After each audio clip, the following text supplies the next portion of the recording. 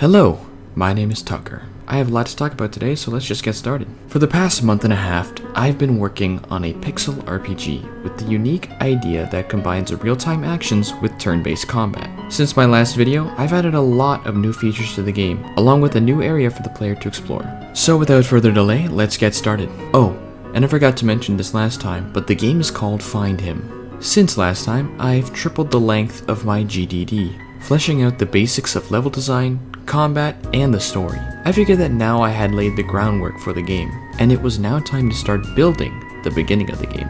I started by adding functionality to the new game button. I made it so that when the player presses the button, it asks them if they're sure they want to start a new game. I wanted to make a cool transition straight from the main menu into the story by making the intro cutscene appear right in front of the player. But first, I had to actually make the intro cutscene. As usual, I began drawing some assets in Photoshop. The intro cutscene was supposed to be a dream that the main character Hannah had while she was asleep. Then the player will wake up and get straight to the gameplay. It's short and simple, gives the player a taste of the story, and allows them to instantly start getting to the juice of the gameplay. Speaking of Hannah, I showed her the portraits I drew of her. Last time, I said I would change them if she didn't like them, but she actually liked them a lot more than I thought she would. Okay. Okay. That's Slay. the bad one. Look at the jawline is like Giga Chad. Okay, Mew. and the crazy. eyebrows. I love the eyebrows. It's so funny. The side eye on both, and then the straight. And then this is iteration 2. Okay. Looking better. And then these are like the final ones. Oh wait, that's cool. I like the one on the bottom right. This one. Yeah. Yeah, these are all different emotions, and I got a lot of crying. Anyway, after the sprites were done, it was time to start animating in Unity. I hooked up everything in the code, and I gotta say I'm actually really proud of this intro cutscene.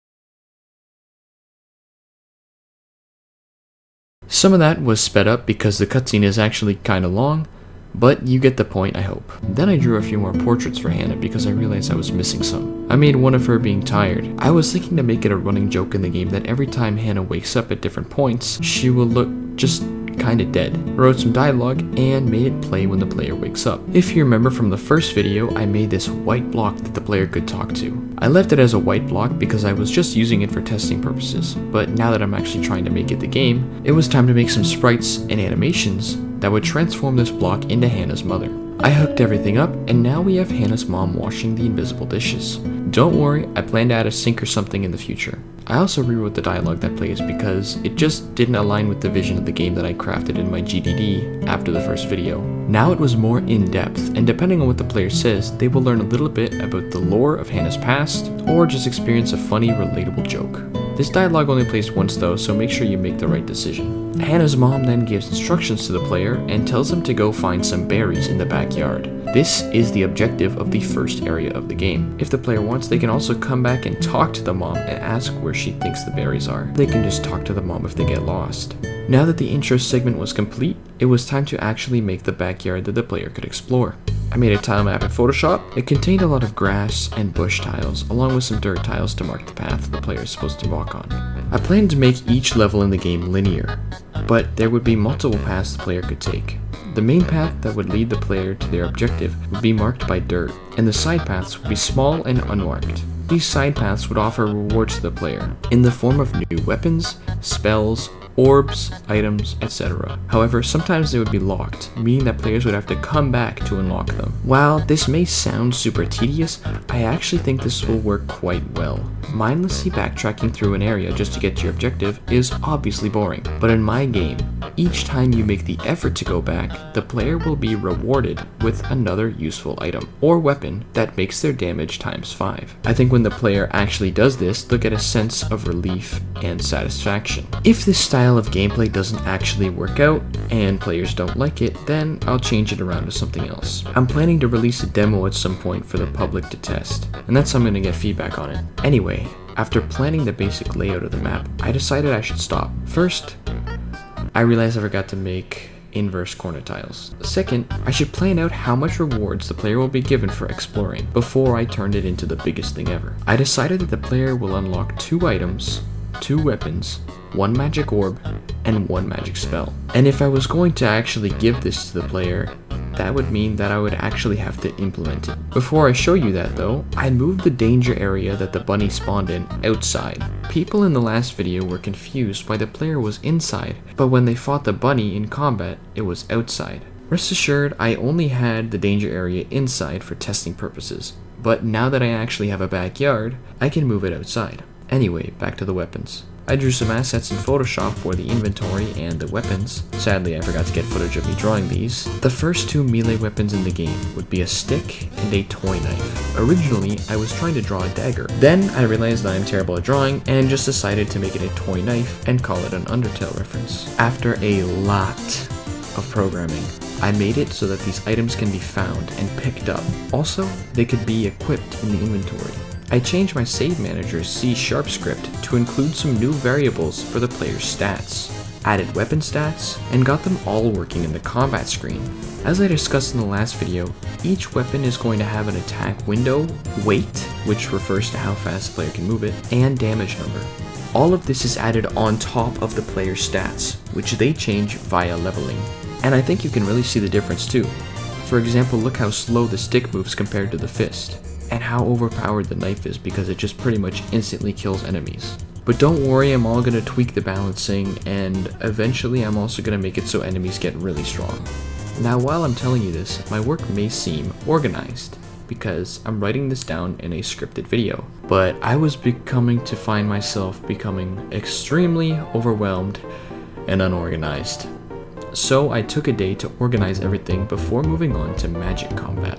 In school, we use this website called Trello. It allows you to write and organize tasks as you please. I wrote down everything that needed to be accomplished before the playable demo was done.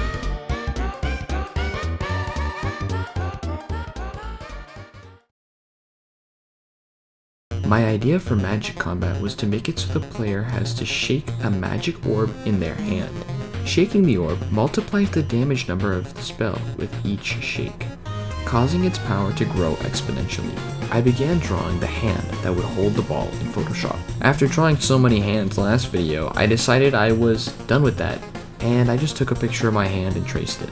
I did the shading as usual though to make it seem like it was from the same universe as the other ones though. The first magic orb in the game would be the Elk Blood Orb, and the first spell the player would unlock is a lightning spell that casts a small burst of lightning from the sky. For the inventory, I made it so the player could have 4 spells equipped at once. It used an array to store strings that would remove one from the array when the unequip button was pressed. For those who don't know what an array is, it's basically just a list of variables and sometimes other things too, like game objects. Finally, after about a solid 8 hours of programming, magic was done, and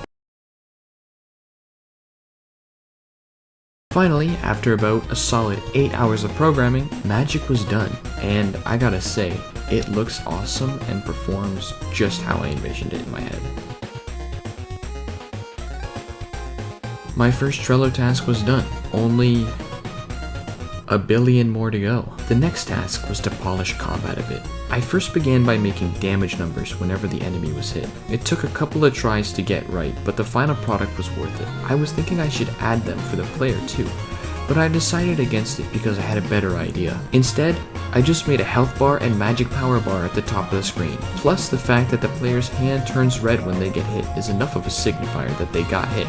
I'm also planning to add sound when the player gets damaged too. Each spell in the game has a cost of magic power. You can only use spells if you have the required amount of magic power available to you. This bar, like the health bar, is a good way of showing how much the player has. The next thing to do was to add a level up screen. I quickly threw some code together, and now every time the player defeats an enemy, they receive XP. If they level up, they receive an upgrade point, and they need more XP next time to level up. I then made some sprites in Photoshop for a cloud exploding. That would be the death animation for the enemies. I implemented it, and then my second Trello task was done. Honestly, at this point, I just looked at the sky and I screamed as loud as I could because it really felt like the game was starting to come together. Now it was on to the next Trello task, which was adding an upgrade system. I made a tombstone in Photoshop, and this is where the player will upgrade their stats. I'm not going to explain why it's a tombstone because I don't want to spoil the story, but from this devlog, you'll probably be able to figure out at least some of the reason by just looking at it. I drew an upgrade panel in Photoshop and put it in Unity. I added all of the stats to the window and made it so the player can use an upgrade point to upgrade one stat. It's honestly very similar to a Souls game, but you know what, we're gonna run with it anyway. The player can also save their game here. The stats work as follows. Vigor is the player's max health, strength is the player's base damage, endurance is how fast the player moves their weapon, stamina is how long the window of opportunity to attack/use magic is, resistance is how much damage parrying the enemy's attack does, wisdom is how big the magic multiplier is, which is the number that magic is multiplied per shake of the magic orb, mind, which is the player's magic power, and speed, which is the chance the player has to run away. I made it so each time you upgrade one of these stats, it's not a super noticeable difference, but there definitely is at least some. For example, each time you upgrade your vigor, your health is only going to increase by 3 health points. Your strength is only going to increase by 1 point, and weapons aren't going to get too much lighter when they upgrade their endurance. But trust me, this is for the better. This allows for the player's abilities to slowly grow over the course of the game, getting strong enough to fight even the toughest of enemies. It also forces the player to only focus on one category of fighting. For example, there's no point in upgrading strength and magic together. First, it's a waste of upgrade points, and second, if you can get one stronger than the other, what's the point of keeping the other? It really forces the player to use different builds, which I really like. And while it does force them to choose a build, it also allows for every person's build to be different from each other. For example, if you really wanted, you could just make a build just about parrying the enemy's attack, dealing so much damage per parry that you literally take out enemies in one parry. Or you could make a build around running away. Your running away chance is so high that every time you press the run button, you automatically run away. But if you want to do this build, I made it so you're going to have to use a lot of upgrade points. So if you can do it, good for you, but good luck. But yeah, just the fact that everyone's gonna have a different build is honestly amazing to me, and it fills me with a lot of joy, and I'm really excited for when this game releases for people to just experiment, and I really want to see what people do. Another trailer task was done, and now it was time to add items to the inventory in combat. I planned to make it so that items refresh every time you save the game, again, similar to Dark Souls. When the player picks up an item in the world, it will increase the maximum amount of that item that the player can hold in their inventory. I feel like the system encourages exploration even more. The player isn't just gonna pass by a gate and say, oh, a useless health potion that I could just collect to give me 20 extra health. No, instead picking one up increases the maximum amount that you can carry, and this maximum amount is refreshed every time you touch a tombstone. The 2 items I would add would be a magic power potion and a health potion. I drew these sprites in Photoshop and made it so these items can be picked up, equipped, and used during combat. Boy, did this ever take a super long time, but the system works fine now, and the animations in the combat look really good. I also made it so the player can use these items in the inventory. Maybe the player left the battle with only 2 health. It would be stupid and unfair to prevent the player from healing before they land in another encounter. And with that, another Trello task was done. Next, I wanted to make talking in combat. It was honestly super simple. Each enemy would have 1 or 2 things to say, and they would either give the player lore about the world or a clue on how to attack them. The bunny has only 1 line though, and honestly, it won't help you much. My next task was to make a second enemy for the game. Enemy variety is very important. for games. Especially if your starting enemy is a bunny. Players aren't just going to want to fight bunnies the entire 8 hours. However, the area that I'm developing is the tutorial area of the game, so we're going to stick with something nice and easy. Sticking with the theme of forest animals, I decided to add a squirrel. The bunny only has one attack that can be parried from any angle, so I wanted to make it so that the squirrel would force the player to learn how to parry directionally. At first, I thought I would make its hands grow large, and it would swipe the player. But then I remembered that squirrels have tails, so I ended up making it so that it uses its tail to whip the player. After a lot of drawing, and 30 frames of animation, I implemented it into the game, and why is it so small? After changing its size, it actually looked pretty good. Now I'm not gonna lie, it's actually really difficult to learn the squirrel's timing for its parrying. I think it's gonna help when I add sound effects, but it is still manageable. I tried to time the animation window so that the player has to parry right before the attack hits them. It's about learning the timing and repeating it, kind of like Sekiro. If you can't tell, the Dark Souls games have really had an inspiration on me, but I'm still trying to differentiate my game from them. For example, you can't block directionally in Sekiro. To balance the squirrel, since it was harder to parry, I made it do less damage than the bunny and also reward more XP to the player. And that was another childhood task done. My final task for this video was to finish the layout of the backyard. I finally finished the tile map and then began drawing. I drew for a solid hour and then hooked up the collision, and bam, it was done. And honestly, I am really happy with the result. Wow, this project has come far. It's so crazy to think that now I have a semi-working game. I'm honestly so proud of the work that has been put into this project. To everyone who watched this video and the last video, thank you so much for your support. It really means a lot. I've been thinking of some ways to get other people involved in the development of the game, and I've thought of some cool ideas. For this video, suggest what weapons you would like to have added to the game in the comments, and eventually I will add some. I was also wondering if people would be interested in me doing some live devlog, you know, like streaming on Twitch or YouTube. Let me know in the comments. Also, people have been asking me about a playable demo. I will release one as soon as everything in the first area is complete. I estimate most likely when the next devlog drops, but who knows when that'll be. I was surprised that I was able to get this video out only 2 weeks after the first one, but I feel like the next one will be longer since I'm doing music and some other stuff too. But thanks for staying tuned, and I hope you'll watch my next devlog too. And again, any support is great, but I would really appreciate it if you could like and subscribe. Anyway, that's all for now. Thank you, and peace out.